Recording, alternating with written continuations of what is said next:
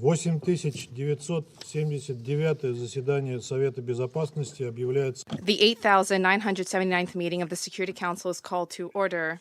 The provisional agenda of the meeting for today is letter from the Permanent Representative of Ukraine to the United Nations, dated 28 February 2014, addressed to the President of the Security Council, S/2014/136. The agenda is adopted. On the basis of Rule 37 of the Provisional Rules of Procedure of the Security Council, I invite the representatives of Australia, Austria, Andorra, Antigua and Barbuda, Belize, Belgium, Bulgaria, Bosnia and Herzegovina, Botswana, Hungary, Guatemala, Germany, Greece, Georgia, Denmark, the Dominican Republic, Iceland, Spain, Italy, Canada, Cyprus, Colombia, Costa Rica, Kuwait, Latvia, Liberia, Lithuania, Liechtenstein, Luxembourg, Malta, Niger, the Netherlands, New Zealand, Panama, Paraguay, Peru, Poland, Portugal, the Federal States of Micronesia, the Republic of Moldova, the Republic of Korea, Romania, Samoa, Singapore, Slovakia, Slovenia, Timor-Leste, Trinidad and Tobago, Turkey, Ukraine, Fiji, Finland, Montenegro, the Czech Republic, Chile, Switzerland, Sweden, and Ecuador to participate in today's meeting. It is so decided. The Security Council will now begin its consideration of item 2 of the agenda. Council members have before them document S/2022/155, the text of a draft resolution submitted by Australia, Austria, Albania, Andorra, Antigua and Barbuda, the Bahamas, Belize, Belgium, Bulgaria, Bosnia and Herzegovina, Botswana, Hungary, Guatemala, Germany, Greece, Georgia, Denmark, the Dominican Republic, Ireland, Iceland, Spain, Italy, Canada, Cyprus, Colombia, Costa Rica, Kuwait, Latvia, Liberia, Lithuania, Liechtenstein, Luxembourg, Malta, Niger, the Netherlands, New Zealand, Norway, Panama, Paraguay, Peru, Poland, Portugal, the Federated States of Micronesia, the Republic of Moldova, the Republic of Korea, Romania, Samoa, Singapore, Slovakia, Slovenia, the United Kingdom of the United Kingdom and North Ireland, the United States of America, Timor-Leste, Trinidad and Tobago, Turkey, Ukraine, Fiji, Finland, France, Montenegro, the Czech Republic, Chile, Switzerland, Sweden, and Ecuador. Сейчас я объявляю, а потом даю слово. Совет готов. The Security Council is ready to undertake a vote on the draft resolution before it. I now give the floor to those members of the Security Council who wish to deliver statements before the vote. I give the floor to the representative of the United States.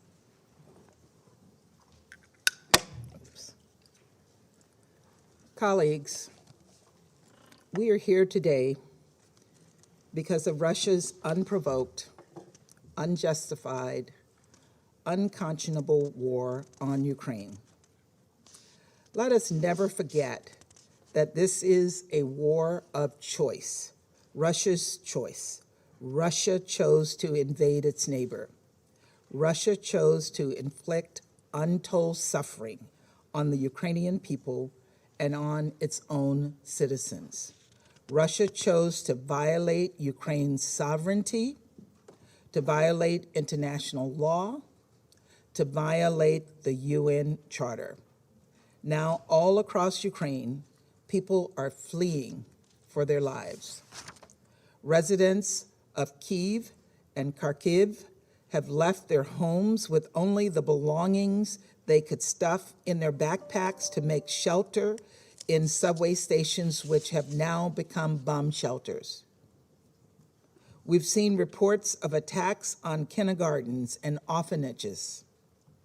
Babies, newborn babies in an intensive care unit have been evacuated into makeshift bomb shelters too.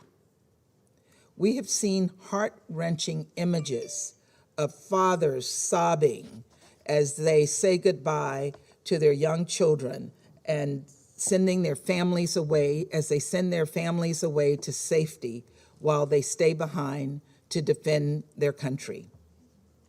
In Kyiv today, thousands of people crushed into a local train station with mothers passing their children over the crowd, begging for people to help to get their babies onto trains and to safety.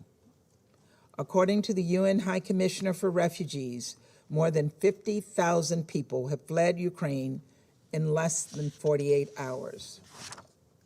We've also seen everyday Russians bravely speak out and demonstrate in cities across Russia against President Putin's decision to plunge them into a war with their neighbor. They do not want to sacrifice Russian lives for Putin's ambition. This body, charged with maintaining international peace and security, was created to prevent exactly this kind of aggression from ever happening again.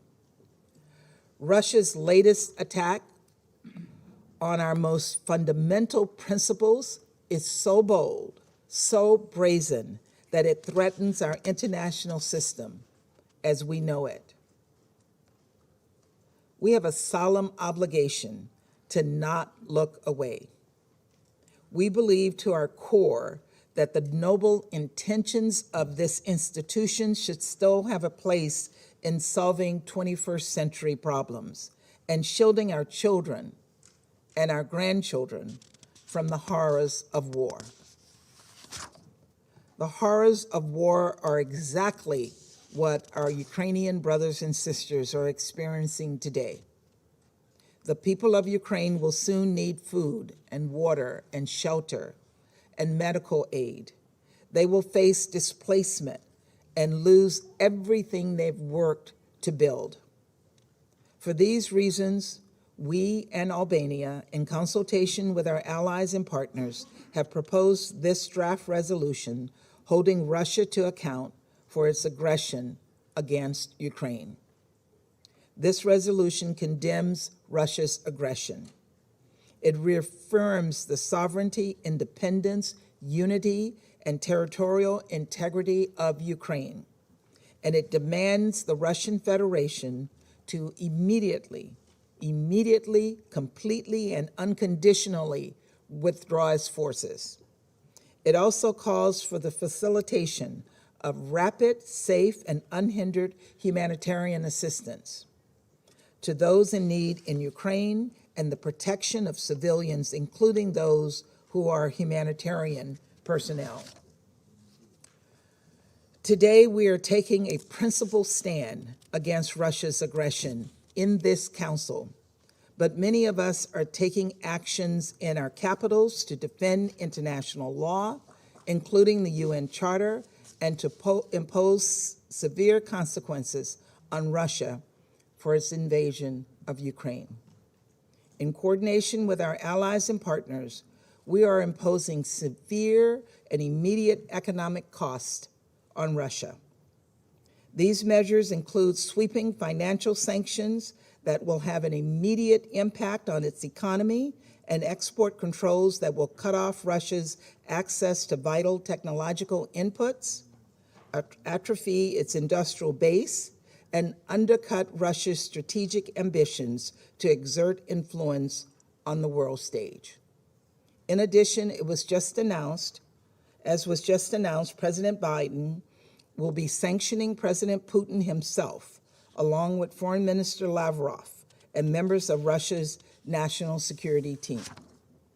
These actions are meant to complement the important work we're doing in the Security Council and the resolution we have put forward today. History will judge us for our actions or lack thereof. And so long as we have a Security Council, I believe we ought to strive to ensure it lives up to the highest purposes to prevent conflict and avert unnecessary war.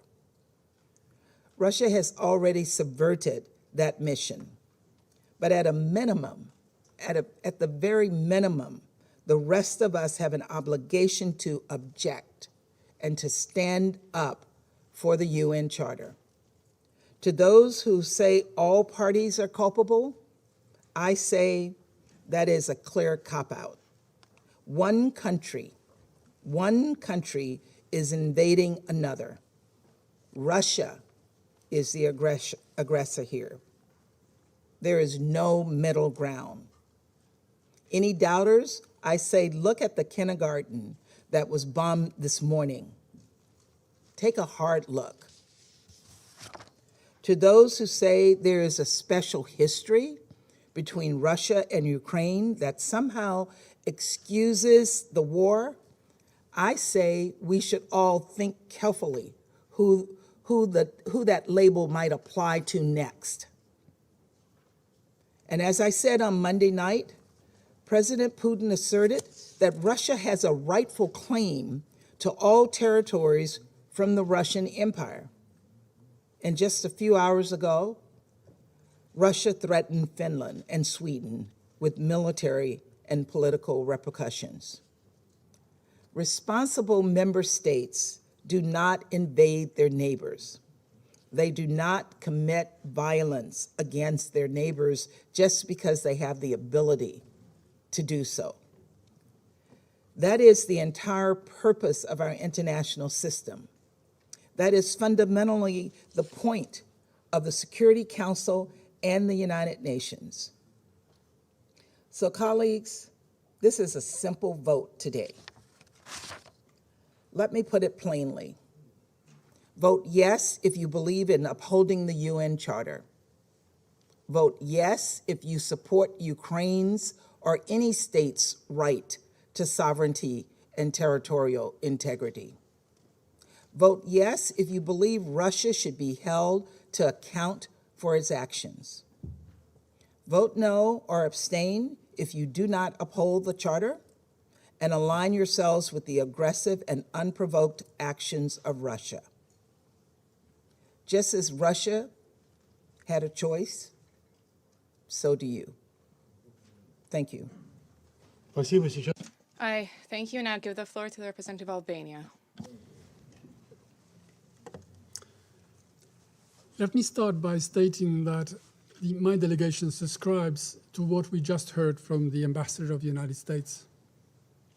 Dear colleagues, we are called today to express clearly and loudly where we, our states, stand individually and collectively with respect to international law that we have agreed to, with the principles enshrined in the UN Charter that we have agreed to, with the international norms we have commonly established to govern our relations as independent and sovereign countries, as peace-loving nations, as responsible international actors.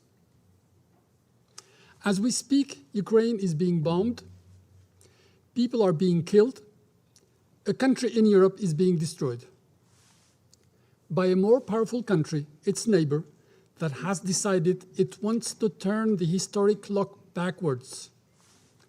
A prominent member of the Security Council to whom the world has given power and trust to decide on peace and security. Instead, that country has decided to rule and inflict death. With its unprovoked aggression, Russia is not only inflicting untold pain and causing an unprecedented humanitarian situation in Europe, it has stained the UN Charter with innocent blood. It is burying the Charter under the rubble of destruction in Kiev and other cities in Ukraine. We must say no, and it is not too late to stop this madness. Dear colleagues, the resolution that Albania and the United States, together with many partners, have presented condemns Russia's actions, underscores that Russia must immediately cease its use of force against Ukraine and withdraw its forces. It calls upon Russia to abide by the Minsk agreements. It also calls for facilitation of humanitarian assistance to those in need in Ukraine, and their number is growing by the hour, and urges continuous efforts to respond to the humanitarian and refugee crisis that Russia's aggression has created. The resolution echoes the call of the Secretary General addressed publicly to President Putin that in the name of humanity, bring your troops back to Russia. It echoes numerous similar calls at the highest level around the globe to stop war. This is the minimum we can do. We owe it to Ukraine, a member of the United Nations, to its people, to the world. Dear colleagues, this is a defining moment for the Council, and not only. This is a day that will be long remembered on one single aspect, and our children, the future generations, will know who stood up for respect of human life, for international law, for rules, for solidarity with Ukraine, so that children, young girls, women and men, just human beings, live their life free, in peace and in dignity. And who did not? This is not a moment to look away. This is a moment to speak, and we call on the members of the Council to support the text so that we say no to aggression, we say no to an unprovoked war, we say no to the domination of a country by a more powerful one. And I thank you. Спасибо. Thank you. I now give the floor to the representative of the United Kingdom. Thank you. The UN Charter begins with a solemn invocation to peace. We, the peoples of the United Nations, determined to save successive generations from the scourge of war. That conviction has been the touchstone of the work in this chamber since 1945. We must not forget that our fundamental purpose here is to protect people and their futures, to protect people from violence and conflict that destroys lives. As we speak, women and children in Kyiv, young families in Odessa, pensioners in Kharkiv, and civilians all over Ukraine are sheltering from Russia's military onslaught. First, Russia claimed this was all Western hysteria. Then they said it was about Donetsk and Luhansk. Now they are bombing Kiev. We have seen dreadful images of Russian tanks crushing civilians in the Ukrainian capital. A country of 44 million people is being attacked on all fronts.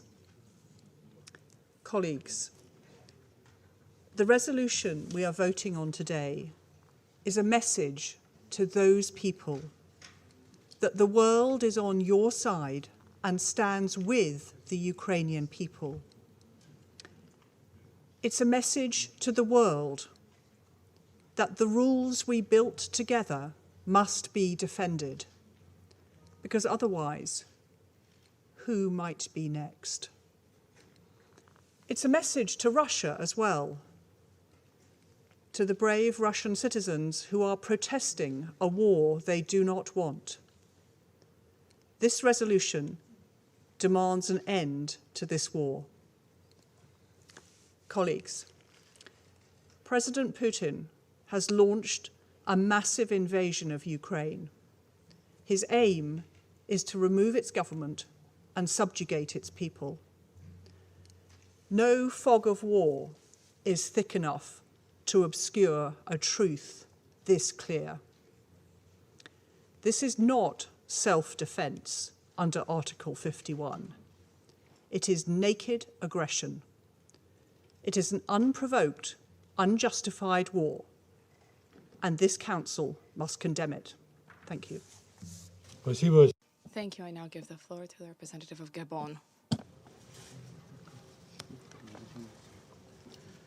Merci, Monsieur le Thank you, Mr. President. Mr. President, the Security Council today finds itself facing face-to-face with its responsibility in its capacity to reaffirm the core principles which undergird its very existence. The United Nations was created on the ashes of a brutal war, the main aim of which is to prevent any other deadly act of belligerence. Today, at a time when a number of nations and peoples throughout the world continue to attempt to heal the scars of faraway wars as humanity seeks concrete responses to vulnerability and the manifold fragilities which threaten it, we need neither wars nor any new sources of fear. War is the very denial of the aspirations of people throughout the world. War wreaks death and destruction. The devastation of war and the traumas of war are devastating and frequently irreparable. There is no winner ever in war. War merely revives the pain and making the hellish cycles of resentment all the more infernal. My country is wedded to peace. We are wedded to the principles underpinning the Charter of the United Nations. We champion an international order that is fairer, a rules-based order. For this reason, today we condemn the war against a member of the United Nations. My country joins its voice to all of those who today will condemn war with the ardent hope that we will reaffirm the principles of the United Nations and that this will never be carried out in different ways in different areas. And the principles underpinning our position are equally upheld for all. Distinguished colleagues, the international community is called upon to seize this momentum for frank self-criticism so as to ensure that throughout the world, any war of choice, any war of influence, any war of hegemony, any war to seek for looting of resources, any war, all wars are dehumanizing. The international stage should not be a reflection of a jungle where nations are either either predators or prey. Mr. President, to conclude, we wish to reiterate our call for an immediate ceasefire, for de-escalation. We beseech the belligerents not to hinder access of humanitarian assistance to those people who are in need. We call upon all parties to revitalize dialogue, to embrace a peaceful settlement to their disputes. As for us, distinguished colleagues, members of the Security Council, the responsibilities which we need to assume today should always be reflected in defense, reaffirmation, and the renewal of our commitments. That is to save succeeding and present generations from the scourge of war. Thank you, Mr. President. Thank you. I now give the floor to the representative of Mexico. Muchas gracias. Thank you very much, President. Mexico will vote in favor of the draft resolution presented by Albania and the United States, and we will do so for the following reasons. First, we are witnessing one country's invasion of a sovereign country. This is a blatant violation of Article 2, Paragraph 4 of the United Nations Charter, and it is also an aggression under the terms of General Assembly Resolution 3314, which was adopted by all members of the United Nations. Secondly, Mexico has itself suffered 4 invasions over the course of its history as an independent state, 2 by France and 2 by the United States. The first intervention by the United States in 1846 led to the loss of almost half of our national territory at that time. Thirdly, Mexico has always condemned all acts of aggression, as it made clear with its protests at the League of Nations, at the annexation of Ethiopia and Albania by Italy, and the annexation of Austria by Germany. Fourthly, our rejection of the use of force led us in 1945 to convene the Inter-American Conference on the Problems of Peace and War in Mexico City, which then led on to our going to the San Francisco Conference with a clearly defined regional position on this matter. 5. Mexico's foreign policy is in favor of peace.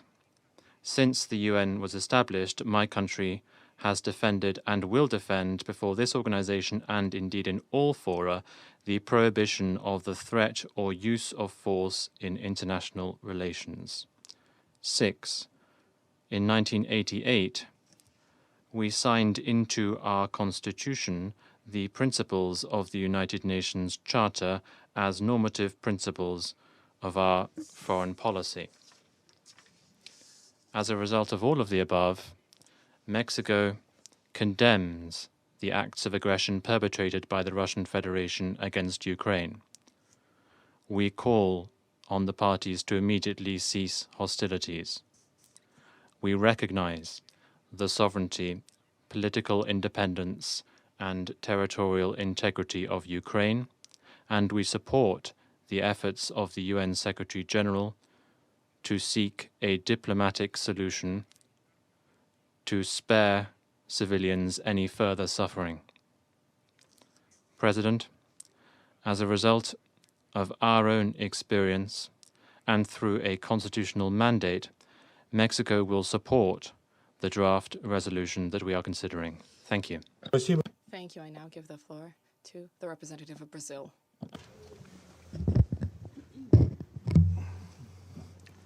Thank you, Mr. President. Mr. President, we live in unprecedented circumstances of threat to the international order and a violation of the UN Charter. We are gravely concerned with the Russian military operations against targets in sovereign Ukrainian territory. We believe the Security Council should strive to show a united resolve in pursuing diplomatic solutions to all threats to international peace and security, and seek agreement also on the Ukrainian crisis. As we hear reports of increasing civilian casualties, fear and devastation in Ukraine, a scenario that any war inevitably generates, our main objective now is to immediately stop ongoing hostilities. How should we do that?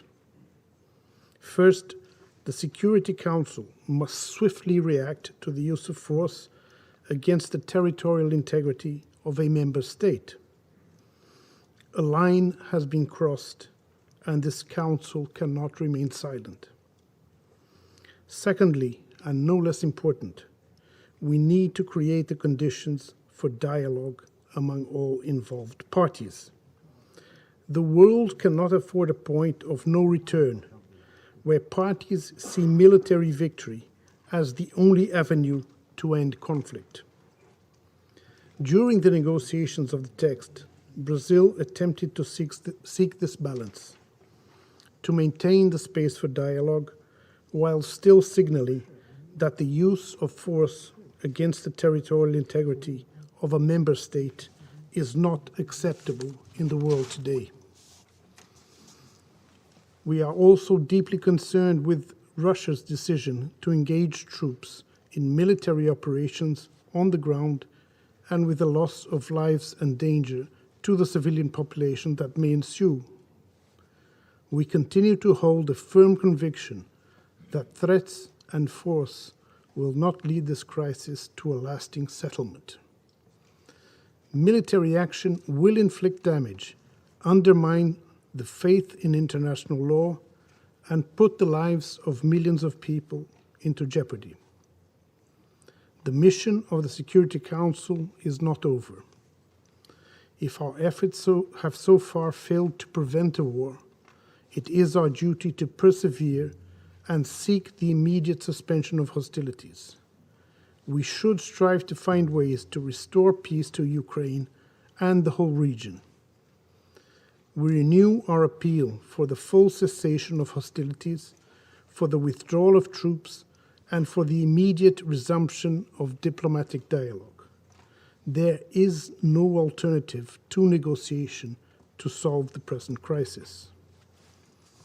The security concerns voiced by the Russian Federation in the past few years, particularly regarding the strategic balance in Europe, do not give Russia the right to threaten the territorial integrity and sovereignty of another state.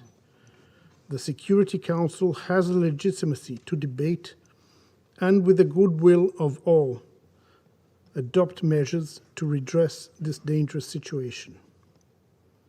The collective security system of the United Nations rests ultimately on the pillar of international law. The sovereign equality and the territorial integrity of UN member states are not hollow words. It is our duty to give concrete meaning to the high aspirations of the drafters of the UN Charter. That is our most valuable legacy. To rid ourselves from the scourge of war was the very reason for the establishment of the United Nations. In the end, peace and international order must prevail. We shall not rest until this mission is accomplished. I thank you, Mr. President. Спасибо. Thank you. I now will put the draft resolution to the vote. I request that those voting in favor of the draft resolution contained in document S2022-155 to raise their hands.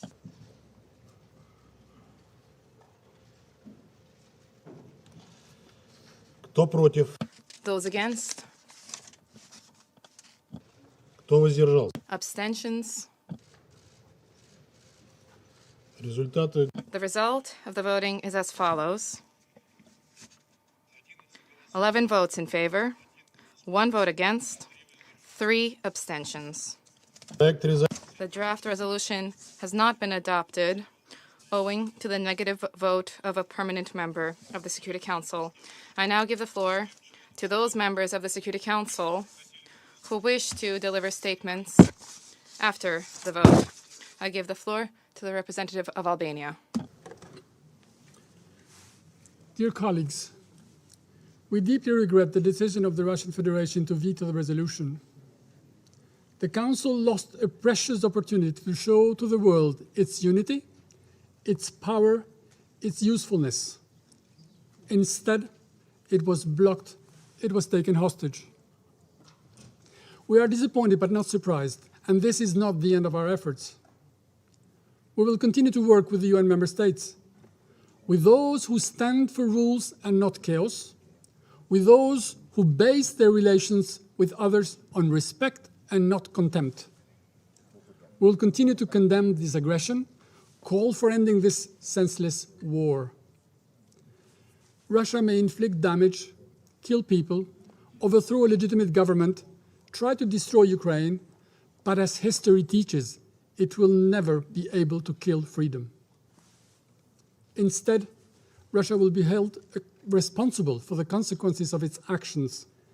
It is already facing worldwide condemnation. It will face sanctions, as we heard, and restrictions, just like the suspension of its rights in the Council of Europe today. But it will not be able to destroy European security, nor will it be able to throw the world back. We stand and will stand with Ukraine. And as announced today by Prime Minister Rama, Albania, in its tradition, is ready, if needed, to shelter Ukrainians fleeing the war. In conclusion, let me reiterate that Albania supports the sovereignty, territorial integrity of Ukraine within its internationally recognized borders. And I thank you. Спасибо. Thank you. I now give the floor to the representative of the United States. Colleagues, not surprisingly, Russia exercised its veto power today in an effort to protect Russia's premeditated, unprovoked, unjustified, and unconscionable war in Ukraine. But let me make one thing clear. Russia, you cannot veto this resolution. You can veto this resolution, but you cannot veto our voices. You cannot veto the truth. You cannot veto our principles. You cannot veto the Ukrainian people. You cannot veto the UN Charter. And you will not veto accountability. Responsible members of this Security Council have stood together today in the face of Russia's aggression, and we will continue to stand with Ukraine, supporting it in every way we can.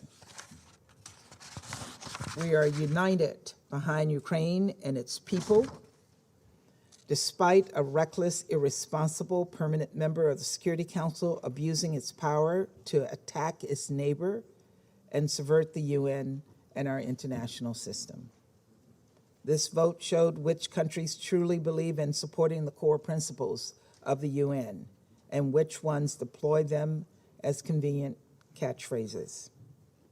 This vote showed which Security Council members support the UN Charter and which ones do not. We will be addressing this matter in the General Assembly, where the Russian veto does not apply, and the nations of the world can, will, and should hold Russia accountable and stand in solidarity with Ukraine. Before I conclude, I want to commend the true and tremendous courage we are seeing from the Ukrainian people. I want to thank the Ukrainian permanent representative who is here with us today. Earlier today, President Biden spoke with President Zelensky and personally commended the brave actions of the Ukrainian people who are fighting to defend their country.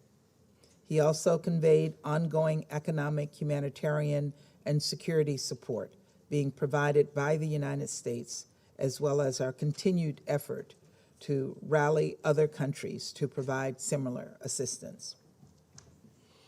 It's hard to imagine what it must feel like to see tanks rolling into your city, to see bombs dropped on your streets, to see soldiers storm your parks and your gardens.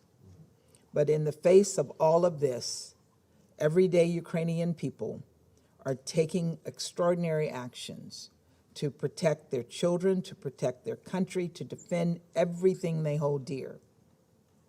I also want to commend the courage of the thousands of people in Russia who are protesting Putin's war, despite grave risks to their personal safety. They will keep chanting, "No war." They will keep asking how many Russian lives Putin wants to sacrifice for his cynical ambitions. As we move forward, I hope more member states take their cues from this courage and honor all of this bravery with more of our own. Thank you. Спасибо. Thank you. I now give the floor to the representative of India.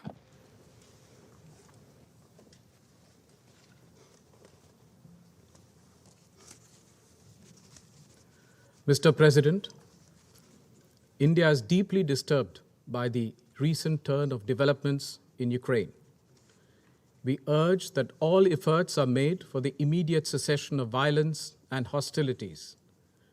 No solution can ever be arrived at the cost of human lives. We are also deeply concerned about the welfare and security of the Indian community, including a large number of Indian students in Ukraine. The contemporary global order has been built on the UN Charter, international law, and respect for the sovereignty and territorial integrity of states. All member states need to honor these principles in finding a constructive way forward. Dialogue is the only answer to settling differences and disputes, however daunting that may appear at this moment. It is a matter of regret that the path of diplomacy was given up. We must return to it. For all these reasons, India has chosen to abstain on this resolution. I thank you. Спасибо. Thank you. I now give the floor to the representative of the United Kingdom. Colleagues, a large majority of the Council has just voted in favour of a resolution aimed at stopping war.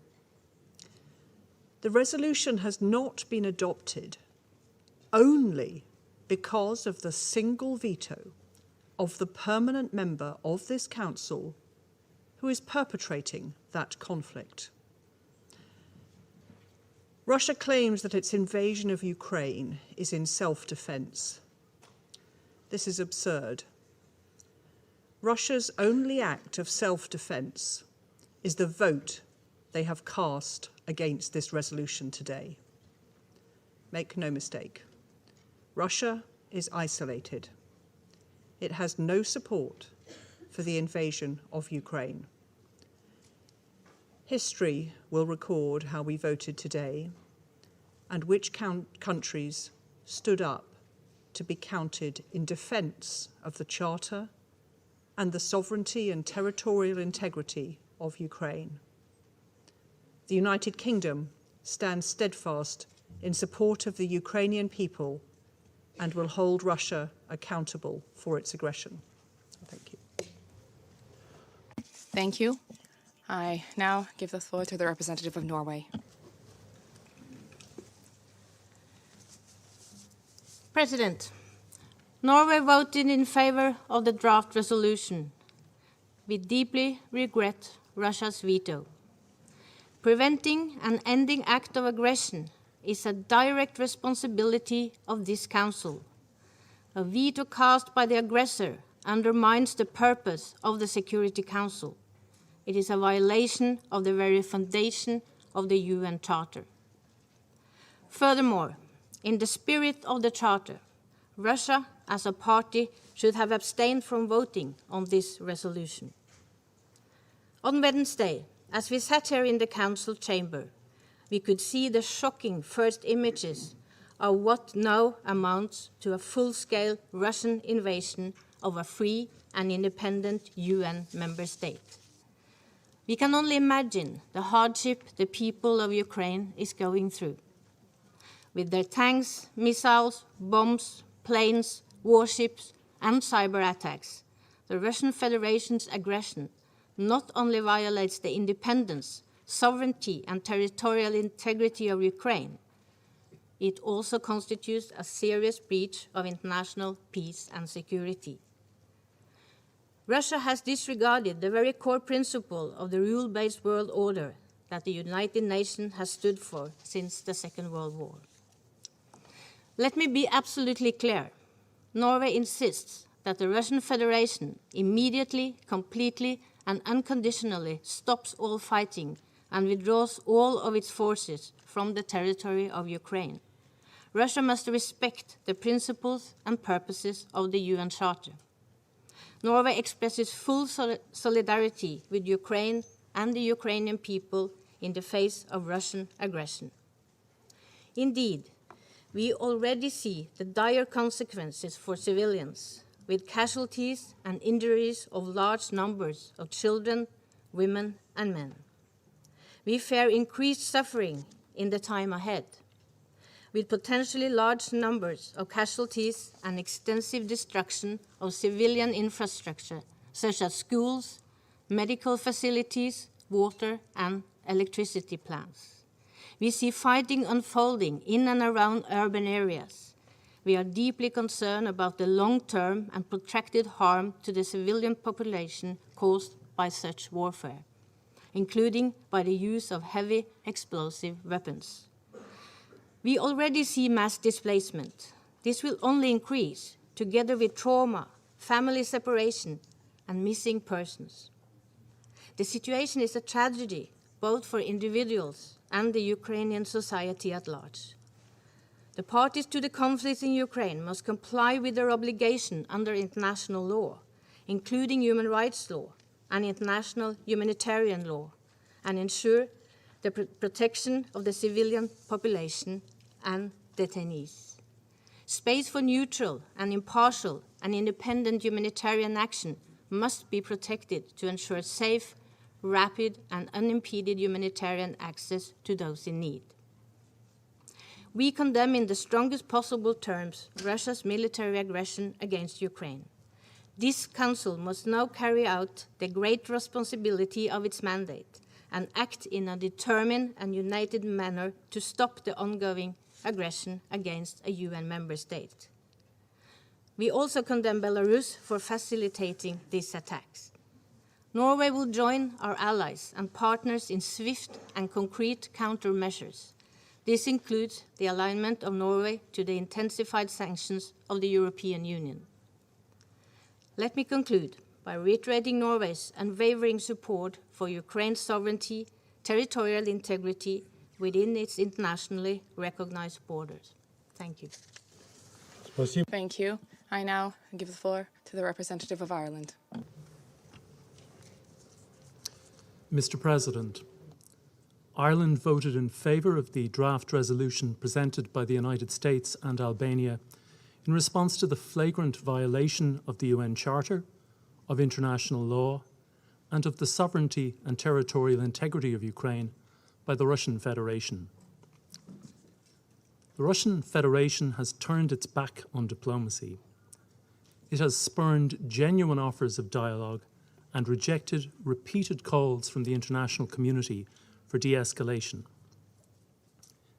Instead, it has launched an unjustified and unprovoked attack on Ukraine, an attack that continues today to rain death and destruction on Ukraine and its people. We condemn these actions outright. In casting our vote today, we do so in full solidarity with the people of Ukraine. This Council has a responsibility to act in the face of conflict, to protect international peace and security, to uphold the principles the world agreed upon in response to the utter devastation of the Second World War.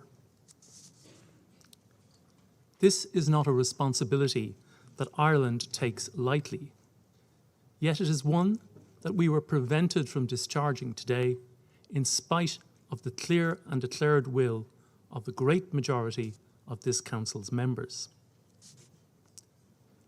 Mr. President, we deeply regret the use of the veto today by the Russian Federation. The veto is an anachronism which has no place in today's world. The use of the veto to block Council action is always unacceptable. Its use today in blatant defence of military aggression is reprehensible. However, the veto in no way obscures the plain facts of Russian aggression against Ukraine, nor will it hinder the international community's response to Russia's blatant breaches of international law, as demonstrated by the broad co-sponsorship of today's resolution by the wider UN membership. In this context, Ireland strongly supports the comprehensive sanctions announced by the European Union yesterday. We stand ready to support further measures if Russia does not reverse course. Mr. President, The unfolding horror of recent days is a tragedy for the people of Ukraine, and one which evokes nightmares that the people of Europe fervently hoped had been consigned to a blood-stained history. Only dialogue and diplomacy offer escape from these nightmares. We call on Russia to end its aggression against Ukraine today, to turn away from war and choose the path of dialogue and diplomacy. This is the right path, and the time to take it is now. Thank you. Thank you. I now give the floor to the representative of France.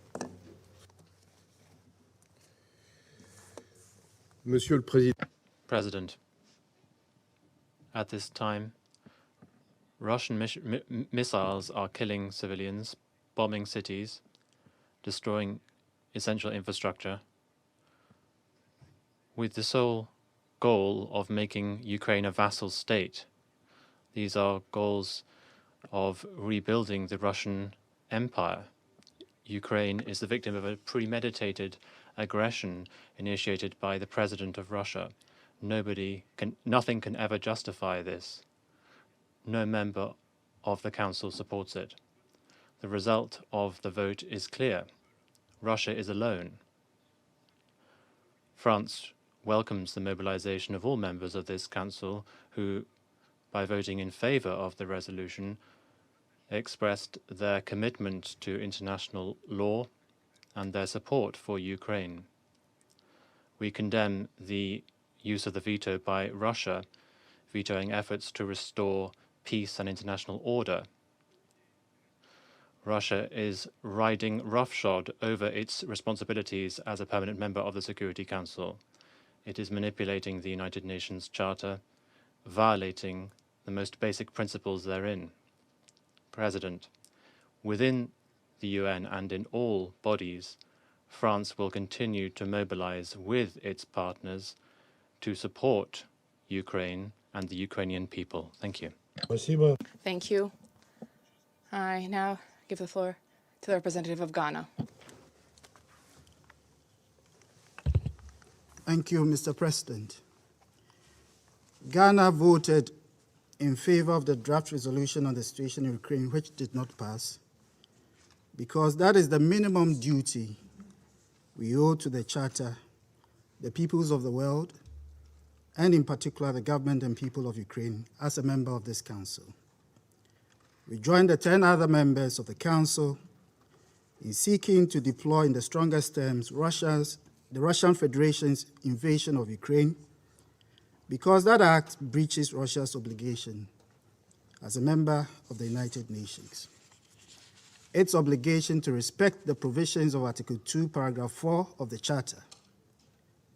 By not refraining from the use of force in its relations with Ukraine, the Russian Federation had chosen to violate without justification the sovereignty, political independence, and territorial integrity of Ukraine, even as several world leaders had appealed for dialogue to find a peaceful settlement of the situation.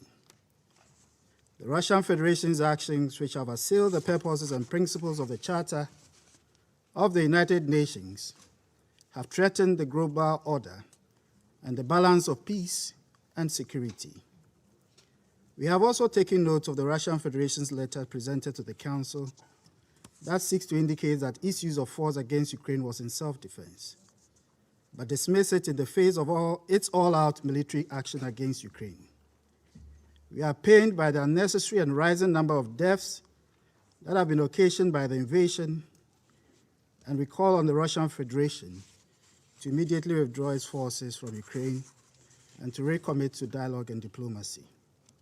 Besides our own assessment that Ukraine presented no imminent threat to the Russian Federation, the letter is also interpreted within the context of Russia's own public declarations over the course of the past days, which have shown to the world that rather than a security merit, this has been about the use of force against its weakened neighbor because it could. At the beginning of its military buildup on the borders of Ukraine, we were told that what was being observed was a normal military exercise. when concerns over the massive buildup were made, the Russian Federation informed the world that its troops were on its side of the borders and had no intention of crossing the frontiers of Ukraine. At a point, we were also informed that troops were being considered to be sent to the Donbas region of Ukraine in the context of peacekeeping. Today, the whole world knows better, as we met in an emergency session on Wednesday night to afford yet another opportunity for peace. The trust and good faith crucial for diplomatic engagement was broken in a cruel and dismissive manner. The battle against Kiev may yet be won, but the goodwill of the world has been lost. The use of force as a basis for secure international agreement has no place in our modern international order, and the world cannot accept this. Ghana is deeply disappointed by the actions of the Russian Federation, a permanent member of the Security Council. Its actions have fallen short of the higher standards expected of all those states that are considered as the enduring guardians of international peace and security. Indeed, for those members of the Council with a special privilege, there is also special responsibility. I reiterate Ghana's full support for the sovereignty, political independence, and territorial integrity of Ukraine in accordance with the Charter. At a time that the world looked up to the Council to send a strong message that threats and use of force against other states are unacceptable, we have been unable to do so, not because there is no broad agreement to do so, but because the way and manner the Security Council has been structured to function has constrained us. The present situation creates difficult choices, which we all must consider and carefully reflect upon as we proceed with the long-standing efforts to reform the United Nations Security Council and how it operates. Fortunately, the ongoing process in the General Assembly provides an opportunity, and all member states must genuinely commit to that process. If we fail to act proactively, our inactions would cost us permanently. Before concluding, let me indicate Ghana's continuing concern over the situation of the civilian populations in all parts of the internationally recognized borders of Ukraine, as well as the welfare of more than 1,000 Ghanaian students and several nationals in that country. We recall that in accordance with international humanitarian law, there are consequences for unlawful actions against civilian populations. Also, as the Secretary General rightly said in his press engagement on Wednesday night, the invasion of Ukraine by Russia would come at great cost to most of our countries. Already, oil prices have gone beyond $100. Inflation in most of our countries have begun to rise. Investment decisions are being pulled back. The already difficult situation of economic stagnation triggered by the COVID-19 pandemic is beginning to worsen. The consequences of these adverse developments is that the fragility of most of our countries will deepen and further risk created for global stability. The actions that have taken place against Ukraine are therefore far-reaching and require even greater solidarity. First, with the people of Ukraine who bear the direct and immediate impact of this unjustified action that violates the Charter and the principles of international law, but also for the many, especially developing countries, whose populations are facing severe austerity. May we find the wisdom and common purpose to overcome the difficult moment we face. Ours is the call for peace. Let's give peace still yet a chance. I thank you. Thank you. I now give the floor to the representative of Brazil. Mr. President, Brazil regrets that the Security Council was unable to react to a breach of international peace and security that is still happening as we speak. During the negotiations, Brazil favored a text that could maintain space for dialogue among all the parties, while sending a decisive message for respect to international law and to the basic principles that for more than 75 years have saved us from a war of wide proportions. We thank the proponents for their flexibility in several aspects of the draft during the negotiations.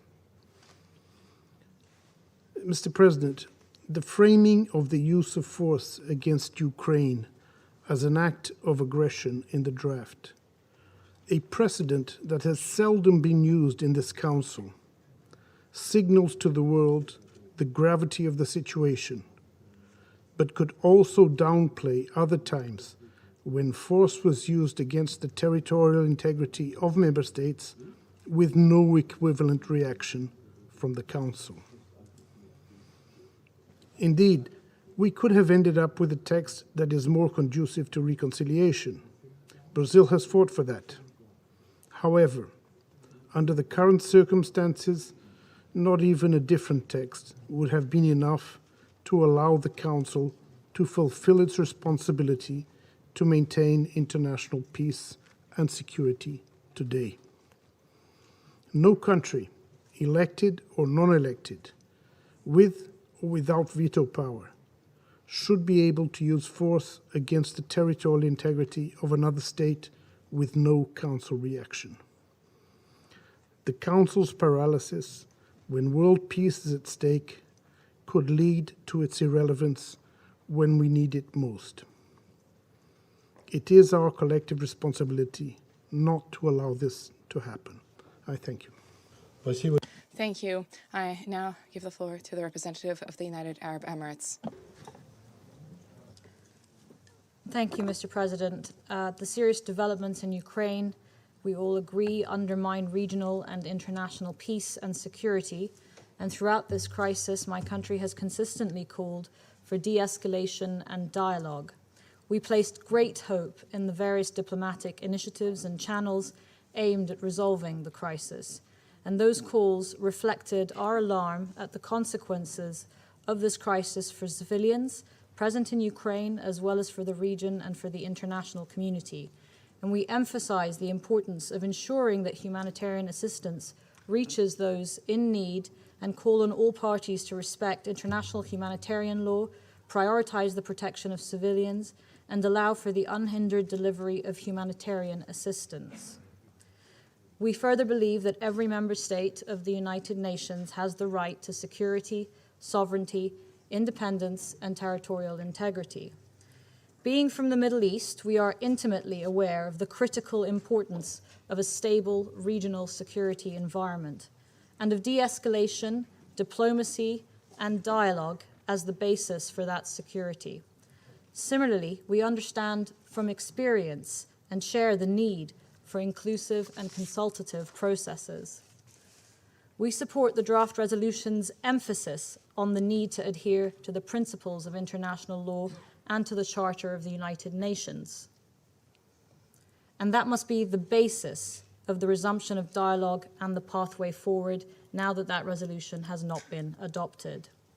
The UAE restates its commitment to the territorial integrity, sovereignty, and independence of all member states of the United Nations.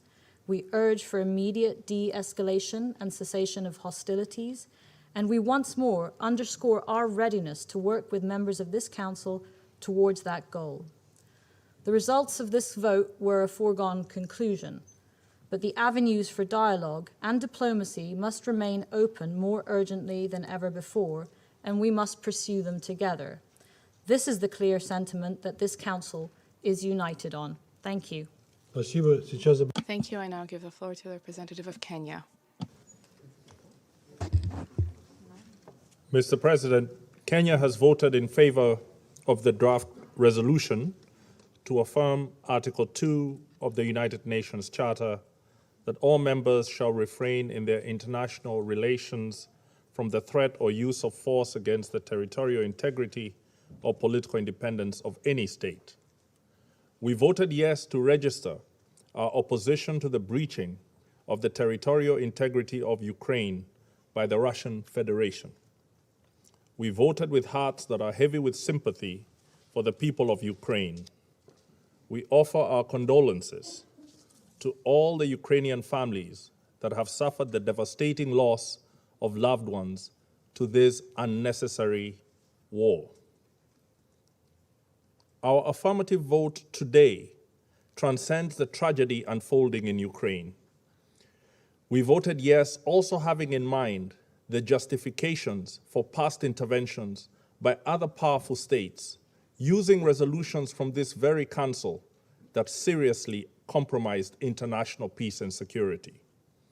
Even as deserved condemnations ring out today about the breach of Ukraine's sovereignty, history's condemnations are a loud silence in this room.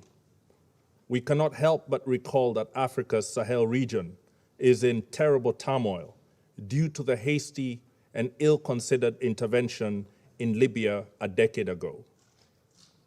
On that occasion, the African Union sought more time for diplomacy. Its counsel was ignored, and what resulted was not peace or the safety and security of the Libyan people. Instead, terror was unleashed on African peoples in the countries to the south of Libya. There have been yet other actions of similar magnitude that have brought us to this unfortunate pass. Today, the precious fabric of our charter lies torn and trampled and threatened with further harm if there is no urgent and visionary leadership with a faith in diplomacy pushing in the opposite direction. If the United Nations Charter could speak for itself, it would vote for this resolution to affirm its central role in safeguarding our collective peace. It would remind all members of the Security Council and the United Nations that the Charter contains the tools for the pacific settlement of their disputes by negotiation, inquiry, mediation, conciliation, arbitration, judicial settlement, resort to regional agencies or arrangements, or other peaceful means of their own choice. By failing to adopt this resolution, we deeply regret that the Security Council has failed to stop the infringement of the sovereignty of a member of the United Nations. I thank you. Thank you. I now give the floor to the representative of China. Thank you, Mr. President. Mr. President, China is deeply concerned about the latest developments of the situation in Ukraine. Now it has come to such a point which we do not want to see. China always forms its own position on the basis of the merits of the matter at hand. We believe that the sovereignty and territorial integrity of all states should be respected and that the purposes and principles of the UN Charter should be jointly upheld. We have always called on all parties to seek reasonable solutions to address each other's concerns through peaceful means on the basis of equality and mutual benefit. We welcome and encourage all efforts for a diplomatic solution,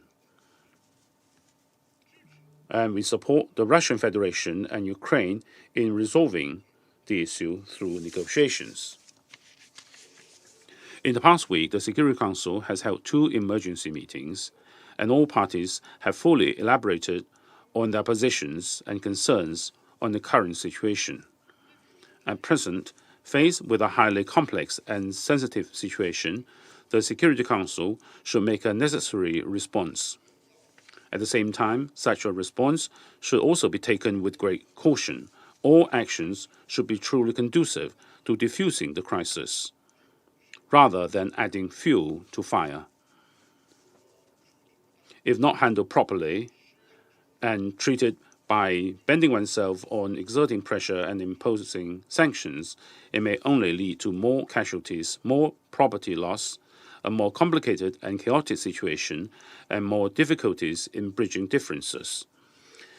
It may completely shut the door to a peaceful solution, and eventually, it is the vast number of innocent people that will be the victims. We must draw profound lessons from the extremely painful experience in the past. Based on the above mentioned, China abstained in the vote just now. I wish to stress that the issue of Ukraine is not something that only emerged today, nor did the current situation occur suddenly overnight. It It is the result of the interplay of various factors over a long period of time.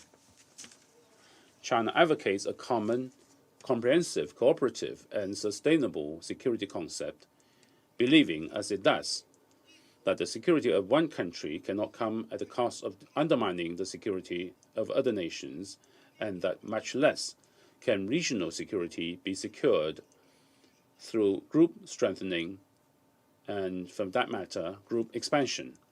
Against the backdrop of 5 successive rounds of NATO expansion,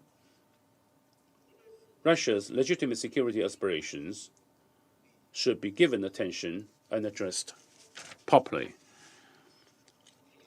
Ukraine should become a bridge between the East and the West, not an outpost for confrontation between major powers. We strongly call upon all parties concerned to exercise maximum restraint, ease tensions, avoid civilian casualties,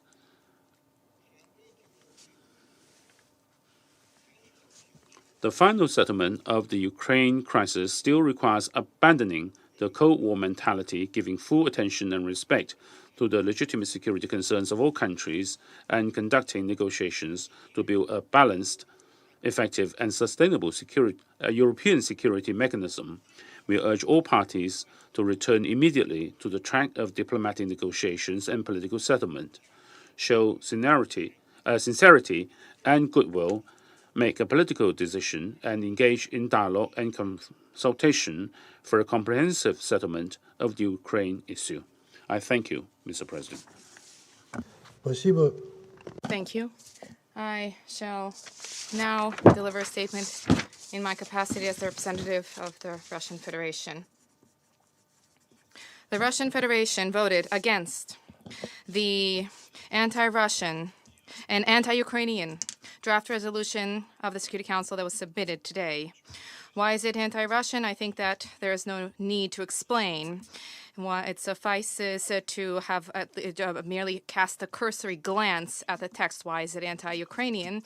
This is because the document, beyond any doubt, runs counter to the fundamental interest of the Ukrainian people insofar as it is an attempt to salvage and cement in Ukraine that system of power which brought the country to the point of tragedy, which has now been ongoing for at the very least 8 years now.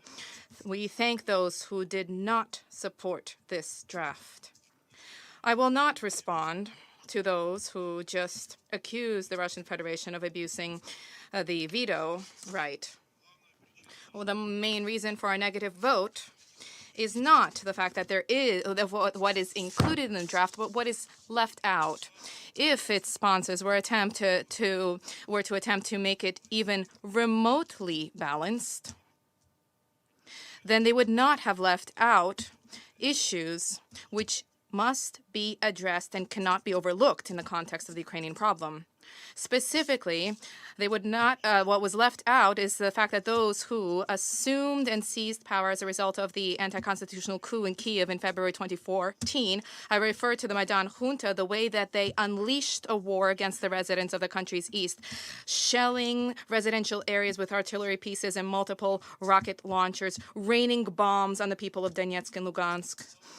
What was left out was the way that the Ukrainian authorities, with the encouragement of their Western patrons, consistently and cynically shirked their responsibility to implement the Minsk agreements, the linchpin of which was direct dialogue with the residents of the country's east. At the same time, what was positioned on the line of contact, the deployment of Ukrainian death squads comprised largely of radical neo-Nazi battalions, methodically, day after day, shelled the residential areas of DPR and LPR, killing women, children, and the elderly. And incidentally, this is ongoing today. Just today, 4 civilians died as a result of the actions of the Ukrainian armed forces. And how can we fail to mention the blood-chilling crimes by the Ukrainian nationalists as perpetrated over the past 8 years? The fact that the protesters against Maidan in Odessa were burned alive. The fact that peaceful protesters in Maidan were shot at by unknown snipers.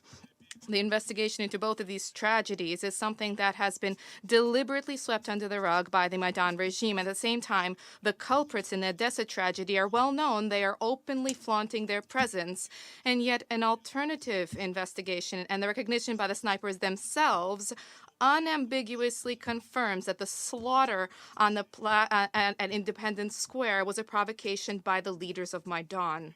We specifically last year carried out an informal Security Council meeting, an ARIA formula meeting, on both of these issues with the aim of sharing with Security Council colleagues more information about this. And yet in response, at best, what we heard from Western partners were merely hackneyed cliches about so-called Russian propaganda. How can there be a resolution on the Ukrainian issue without these above-mentioned issues being mentioned? It would have been wise to include in the draft of an honest assessment of the role of Western colleagues in inflating this Ukrainian crisis. Not only did they stand behind the Maidan coup, but they also effectively issued a carte blanche to Kiev to carry out any acts, any steps that would be unthinkable for any civilized state. And this includes the egregious discrimination against the Russian language and consequently Russian language speakers. This includes glorification of Hitler's henchmen aligned alongside the prohibition on processions to honor the real heroes of Ukraine who freed it of Nazism, as well as the religious schism in that country. As you spin tales about the triumph of democracy in Ukraine, the Maidan authorities and nationalists have been, with impunity, murdering their political opponents. They have been persecuting the opposition. They have been shuttering opposition television channels where it was possible to at least have some small dose of relatively objective information. Six of those television channels were shuttered under President Zelensky alone. And how can we fail to mention the fact that weapon has been flooded with weapons that were used then to kill civilians in Donbass. You have made Ukraine a pawn in your geopolitical game with no concern whatsoever about the interests of the Ukrainian people. Responsibility for what is transpiring at present lies not only with the Ukrainian government, but it also lies at your feet, ladies and gentlemen. And today's draft resolution, your draft resolution, is nothing other than yet another brutal, inhumane move in this Ukrainian chessboard. Colleagues, today, all Western media outlets have been inundated with reports about how civilian populations in Kiev and a host of other Ukrainian cities have been seeking shelter in bomb shelters, and they are fighting for their lives and fleeing artillery fire. We are genuinely empathize with our neighbors, and we urge them not to yield to provocation. President Putin and the Russian Defense Ministry explicitly stated and clearly stated that there would be no strikes targeting civilian infrastructure, but nationalists are already using civilians as human shields. Specifically, we categorically condemn the placement by nationalists in residential areas of artillery and multiple rocket launchers. This is a direct breach of the norms of international humanitarian law, including Articles 51 and 58 to the first additional protocol of the Geneva Conventions. We see the way the situation is being exploited in propagandistic exercises by Western politicians and media outlets. I would like to ask you, where were you 8 years ago? Why were you unmoved when there was murder and artillery strikes in Donbass? Why didn't you even bother to notice that there are more than 4 million people living in DPR and in LPR who at best were branded pro-Russian separatists? Why didn't you repudiate Poroshenko when he said that the residents of Donbass would rot in basements? Or Zelensky, why didn't you repudiate him when they called them non-people and specimens? Parenthetically, I cannot but note that at the height of propaganda, our colleagues very frequently use imagery from Donbass, brandishing them as alleged consequences of the so-called Russian aggression in Ukraine. These kinds of fakes are abundant and proliferating today. They have flooded the internet and a number of Telegram channels. And there are videos of alleging Russian strikes targeting residential areas, which were filmed in other parts of the world and have nothing to do with Ukraine. This was mentioned today by the British Broadcasting Company, the BBC, having issued an article, Ukraine conflict, many misleading images have been shared online. Everything is there. There are photographs of parades, photographs of American aircraft which bombed Libya, and photographs from Syria, and even an explosion in Beirut, which is being portrayed as what is transpiring in Ukraine. I will send this article to you, distinguished members of the Security Council, separately. And specifically, I wish to turn to my French, British, and American colleagues. The permanent representative of France said that in Ukraine, what is taking place is the murder of civilians. That is untrue. Russian troops are not bombing Ukrainian cities. And we said that they are not threatened by anything. There is no verifiable confirmation whatsoever about the deaths of civilians. The permanent representative of the United Kingdom, I would note that what you are portraying as alleging that Russian military pieces are targeting civilians. I saw the reports today, and I would like to report that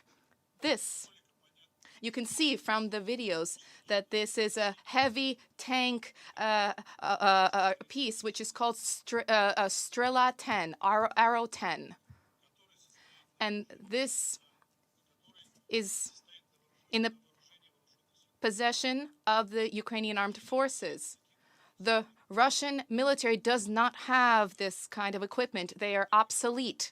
This is the kind of fake pieces of information that you are using. Our U.S. colleagues, I would note that this, with respect to the alleged bombing of the kindergarten, that too is fake.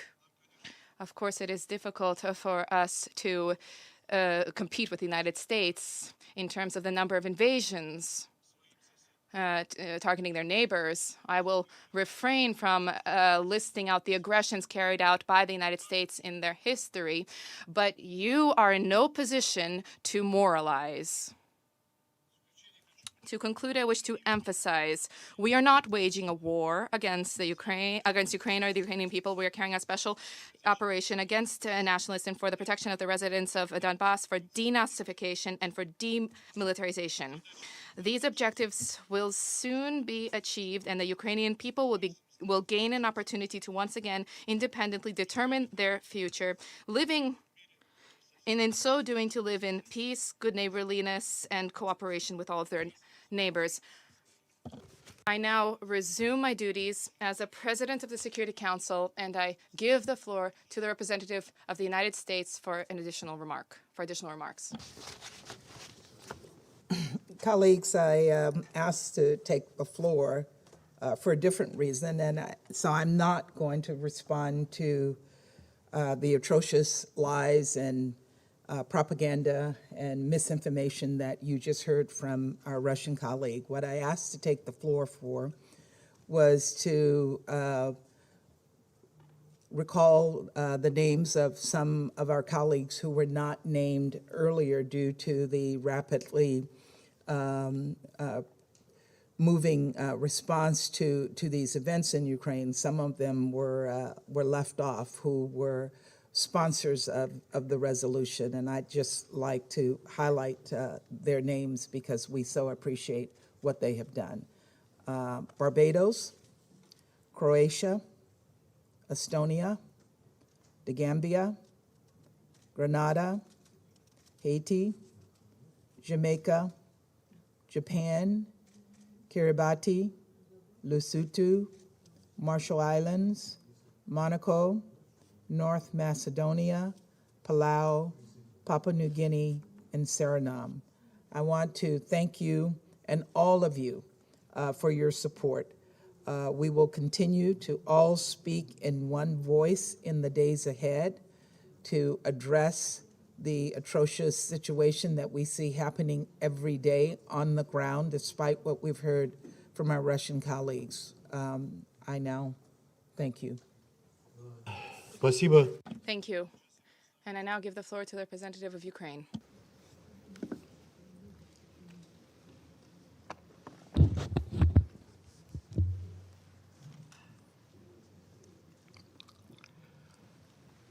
Distinguished members of the Security Council, I will not dignify the Russian diabolical script that is rather a letter of application for an upscale seat in the hell by commenting it. I would like to use this opportunity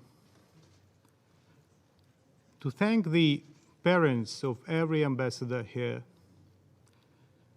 to thank the people of the democratic nations who put these ambassadors in their seats, to tell the children of those ambassadors that they should be proud of their parents, that they have voted in favor of the resolution. I thank my good friend Nicolas from France, Rolando from Brazil, my good friend Hajar from Albania, Linda, Barbara, Mona, my good friend from Mexico, Martin from Kenya, Ireland, Ghana, Gabon. I thank dozens and dozens of co-sponsors who would vote in favor of their resolution should they have a chance to vote, but they will have this chance in days to come.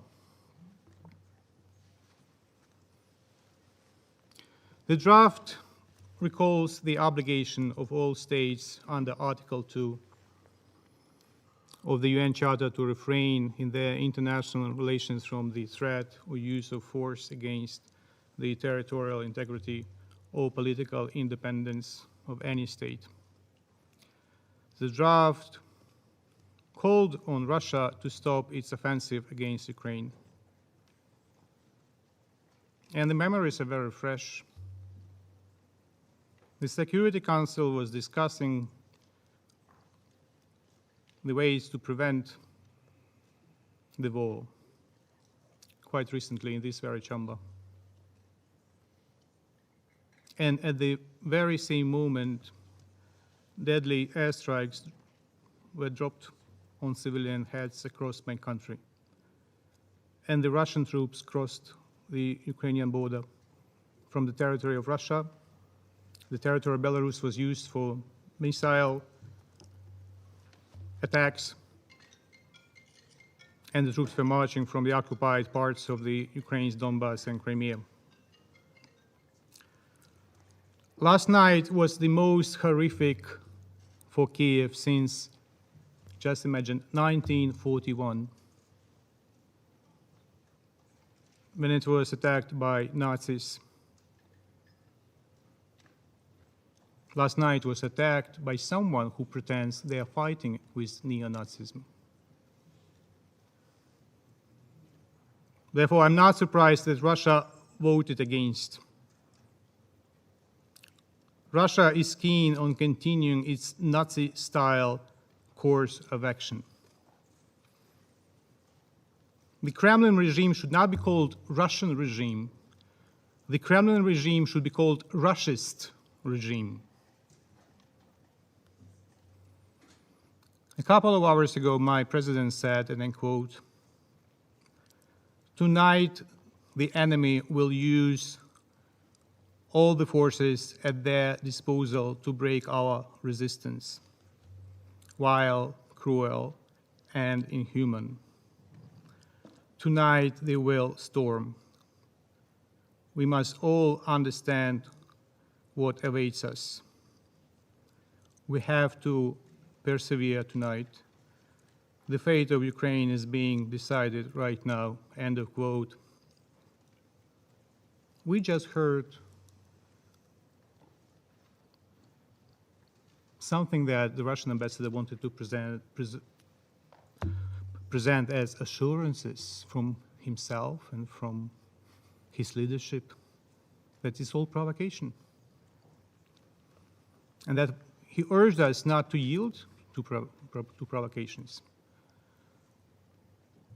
Do you remember how many times he said that, and his deputies said in this very room that there will be no invasion, no attacks? Do you remember how, during the previous session, he was walking out of the chamber, trying to call someone, not knowing what was going on? How we can trust you? How we can trust your assurance? You have no idea what is on the mind of your president. Your words have less value than a hole in the New York pretzel.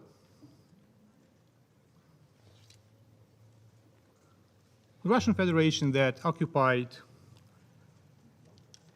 by treachery the seat of the Security Council member in 1991 violates daily not only the Charter, but also the provisional rules of procedure of this Council. Because if Russia did not violate the provisional rules, then Mr. Nebenzia had to follow Article Rule 20. Let me quote. I begin the quote. For the proper fulfillment of the responsibilities of the presidency, he should not preside over the Council during the consideration of a particular question with which the member he represents, that's the Russian Federation, is directly connected. He, the rule reads, shall indicate his decision to the Council not to preside.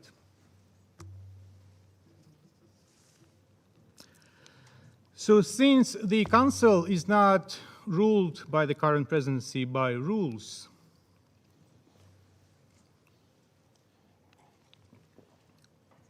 I will be probably also unruly. And I will ask all of you to dedicate a moment of complete silence to pray or to meditate if you do not believe in God, for peace, to pray for souls of those who has been already killed, for souls of those who may be killed. And I invite the Russian ambassador to pray for salvation.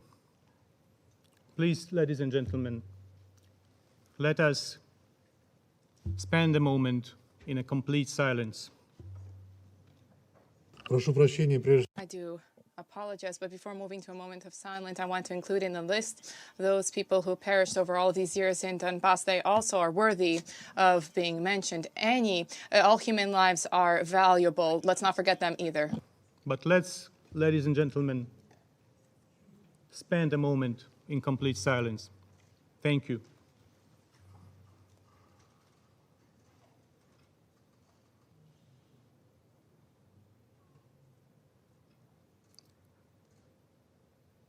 I thank you very much, ladies and gentlemen.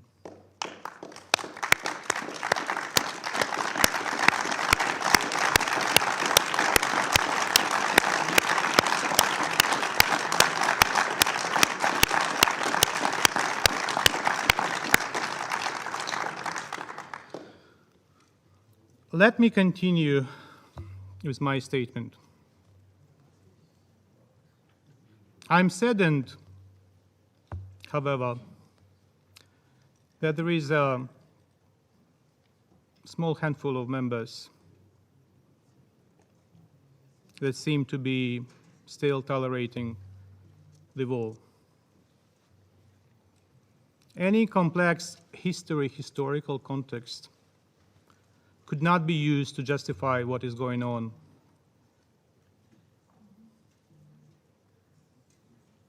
And I may say to some,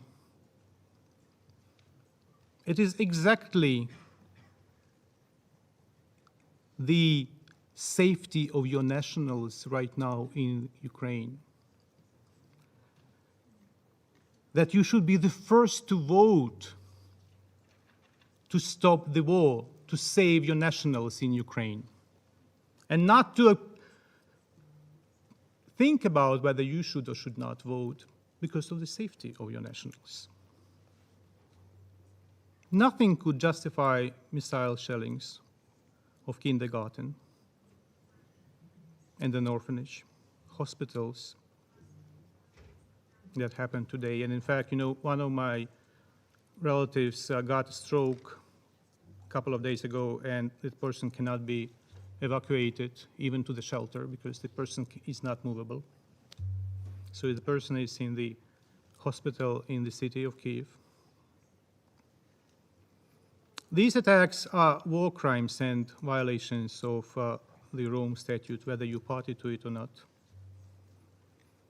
We are collecting these and other facts and will immediately send them to The Hague. And responsibility is inevitable.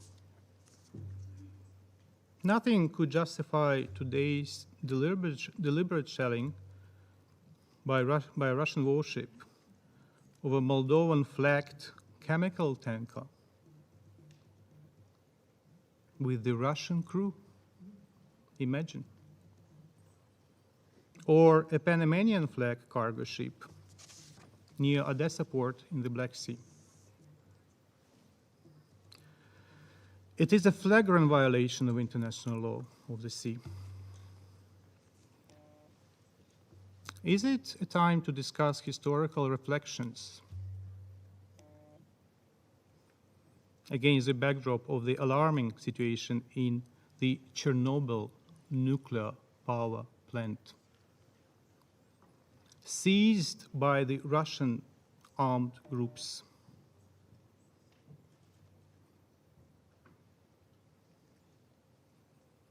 They detain the staff of the nuclear power plant, not allowing them to rotate as required by technical safety rules.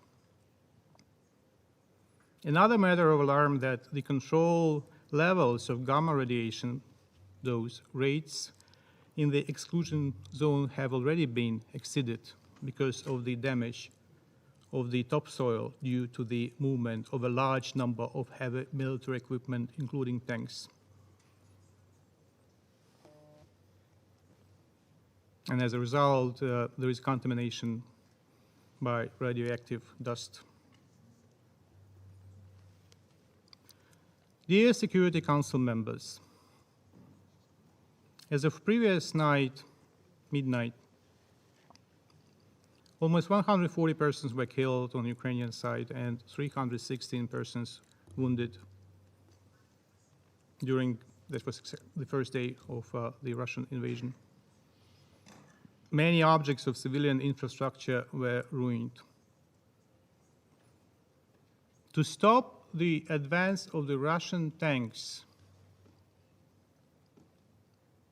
a young gentleman, a hero, blew himself on a bridge. He killed himself to destroy the bridge, not to let the Russian tanks to go ahead.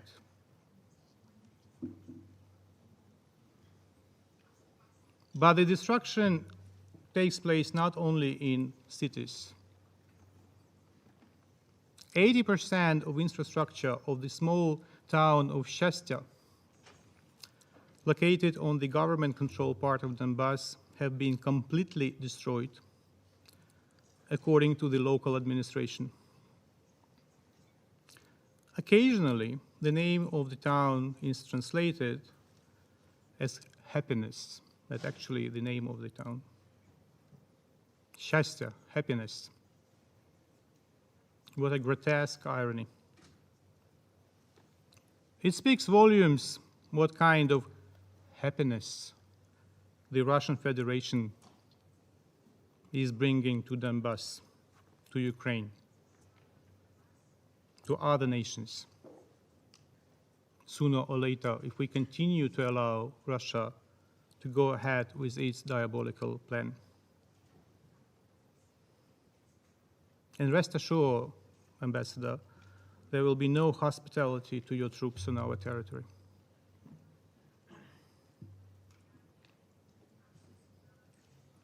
Ukraine has been executing its right for self-defense according to the Article 51. It's not the Russia that executes. Your perverse reading of the Charter is so sick that it's impossible to interpret. Calling occupational troops peacekeepers, claiming the right of self-defense, lunacy. The Russian troops are suffering heavy losses. Aircraft, helicopters, tanks, trucks, and most importantly, personnel. You can stop the vote in this chamber. But what may stop the war is unfortunately the bodies and thousands of bodies of Russian soldiers that will be delivered to their mothers in Russia, whether you like it or not, because we have to defend our territories, we have to defend ourselves on our territory.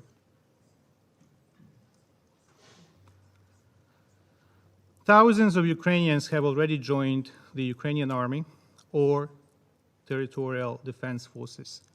And the resolve and dedication of civilians joining the territorial defense forces is the best proof that we will not surrender, even if you succeed to temporarily occupy additional chunks of our territory.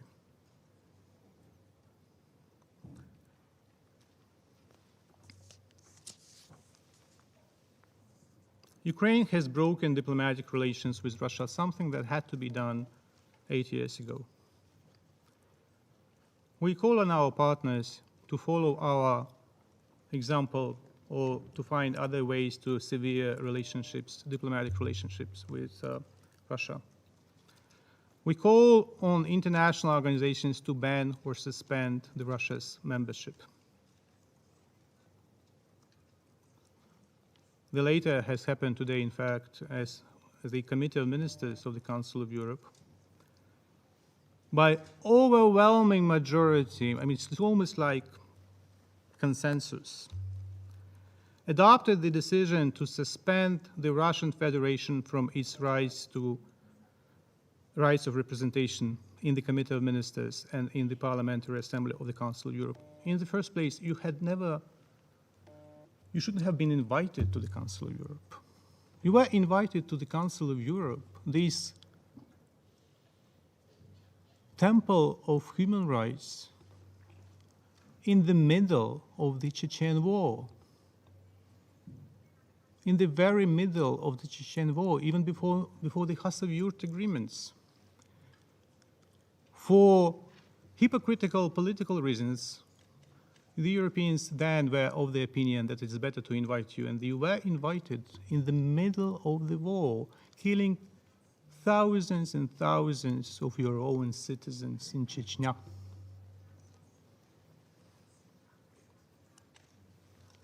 We count upon the proper reaction by the international community to medieval atrocities by Russia in Ukraine. For today, a number of countries have already imposed sanctions on Russia, and the burden must be heavy.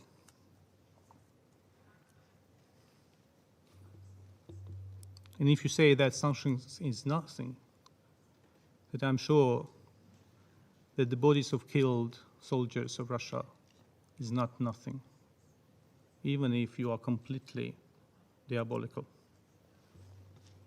We are sincerely grateful to the UN for its prompt decision to support the humanitarian response in Ukraine, as well as we highly commend the UN efforts to encourage major humanitarian donors to make additional funding available.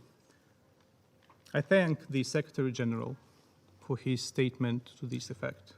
And I have a plea. Stop harassing the Secretary General. Stop attacking him. Show respect to the institution. Stop wiping your feet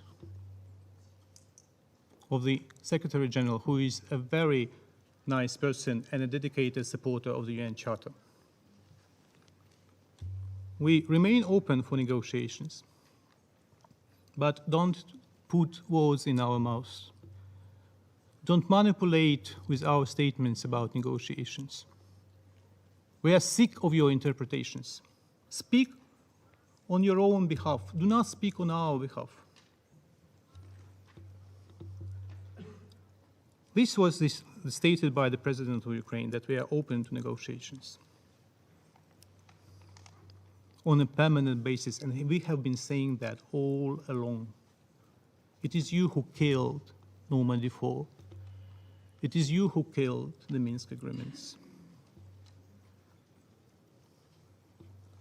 All that gibberish about who said what and when in Normandy 4 by no means can justify the offensive. By no means can justify thousands and thousands of your troops on our territory.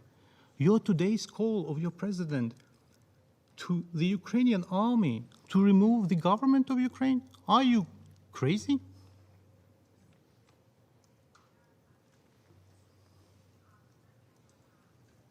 Show respect for the core principles enshrined in the UN Charter.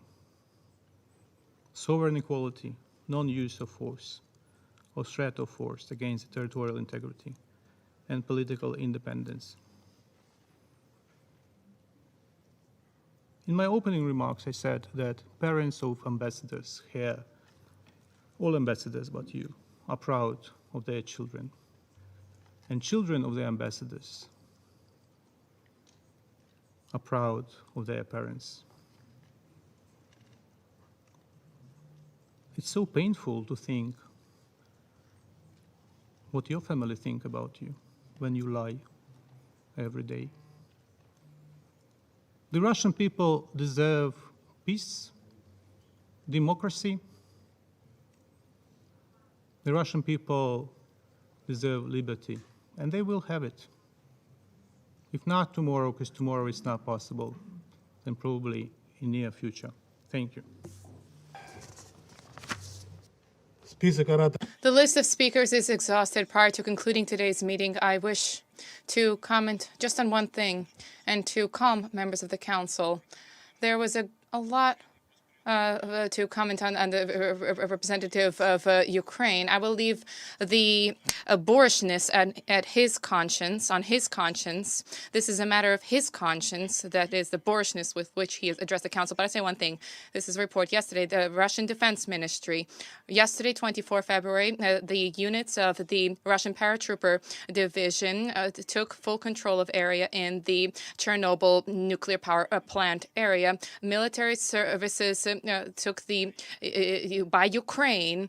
An agreement was reached about the joint provision of security for the sarcophagus and other units in the power plant. We do not want Ukraine to generate a dirty bomb. The representatives of the Defense Ministry noted that personnel of the stations continue to carry out service there, and they are monitoring the radioactive situation, their radioactive situation. And this is a report from Vienna. The level of radiation in the Chernobyl nuclear power plant is low.